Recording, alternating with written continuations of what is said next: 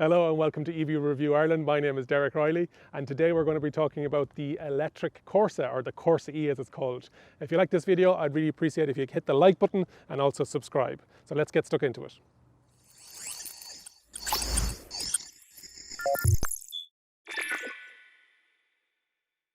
The Corsa-e is the exact same style as the petrol or the diesel. You won't know any difference between any of them.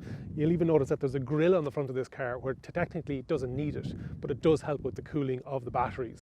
The two trim levels in Ireland are the SC, which is 27,338, and this elite level trim. The electric badge on the outside of it, there's very few identifiers as to whether it's an electric vehicle or not. So you have the badges on the side, and you also have the aero wheels. It has a 50 kilowatt hour battery with a WLTP range of 330 kilometers, and I was getting around the 280 kilometers. What we have here is we have a regular electric motor. It is a 136 brake horsepower. We've got the regular 12 volt battery system, and we've got other bits and pieces here. So there is no frunk in this front of this car, or fruit, whatever you want to call it. There is no extra storage space in here because it's built on the same platform as the petrol and diesel version.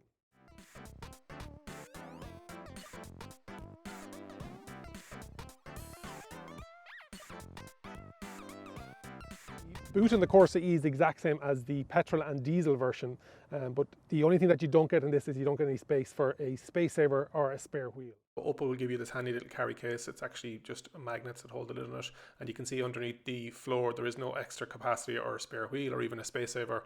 That's because the batteries are in underneath there as well. Boot capacity is 309 litres. And the seats fold down, ratio split, 60-40, 70-30. And when they fold flat, you have a capacity of 1,118 litres. Not flat by any means. In the back, you've got your three full 3-point seatbelts.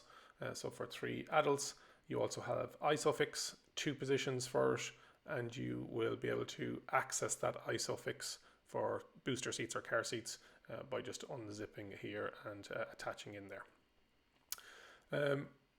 Also on the back, you also have some storage in the back of the seats. You wouldn't even get that on a Model S. So moving up to the front, you've got the glove box. It's kind of a weird one because it's kind of a half glove box. You've got the massive manual, and then you have this side bin. Decent enough capacity. There's actually some decent size and such storage. So you have the handbrake, and then you have the drive modes. You've got normal, sport, and eco selector there. Then you've got your selector with regards to forward, reverse, drive, and then B for the second stage braking regeneration. On the right hand side of the steering column, you have your automatic lights and light controls. So overall, it's a very pleasant place in this dash. I thought there's no squeaks, there's no rattles.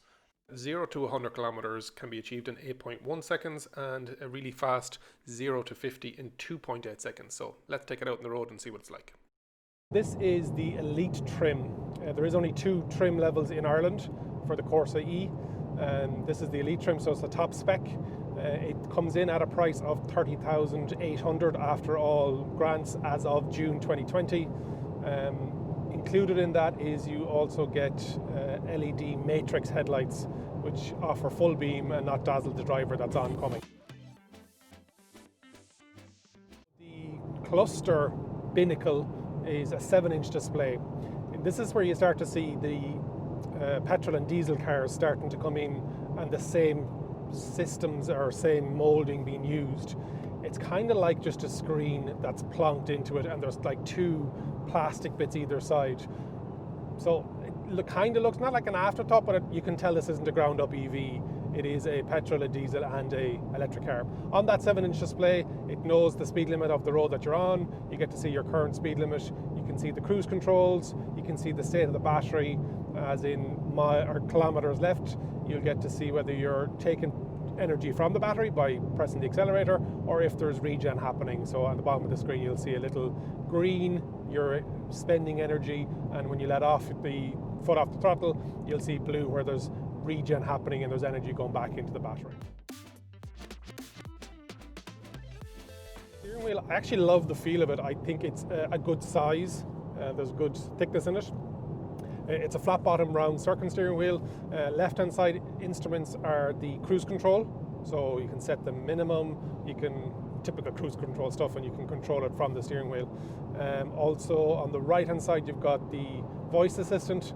To be quite honest, I've just plugged in Android Auto. I tried the onboard sat nav and voice assistant and asking it to bring me to O'Connell Street, Dublin, but if you've got Android Auto or if you've got Apple AirPlay, go with those one.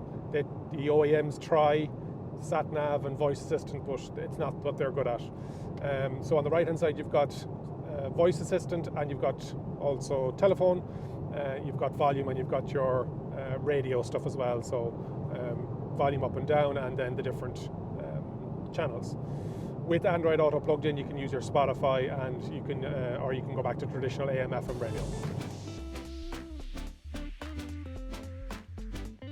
Elite trim has a 10-inch infotainment system. So on that infotainment system you can control your audio, so you can go with your traditional radios, or you can use different sources like I talked about.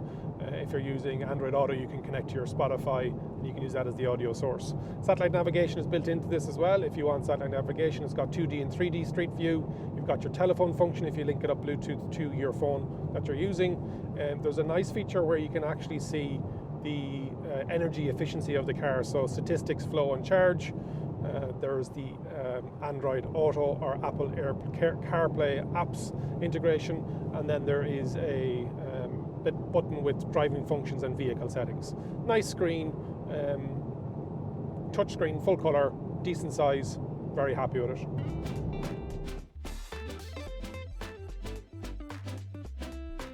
Sound system in this car, they've got 6 speakers. It also has Opel Connect and has the SOS button. All new cars in Europe have to be fitted with that if there is an emergency. Climate control, you've got heated seats, you've got heated steering wheel, you've got all the mod cons with regards to heating and cooling. I'm very happy with that. The dash itself is a kind of like a textured, pretty much like a rubberized kind of tactile feel. There also is the obligatory piano black that's all the rage at the moment. Not sure who wants it, just dust and fingerprints, and you'd need to have a cloth with you at all times, or else wear gloves. Might be interesting. The fact that this pandemic is going on might be the reason for it. Lots of different cubby holes, 2 spaces for coffee cups and water bottles, decent cubby hole in the armrest as well, and also one underneath the charging place for charging your phone, 1 USB and also a 12-volt socket as well. More features on the Corsa-e. You have the automatic wipers, automatic lights, you've got the auto dimming rear view mirror, difficult to say sometimes.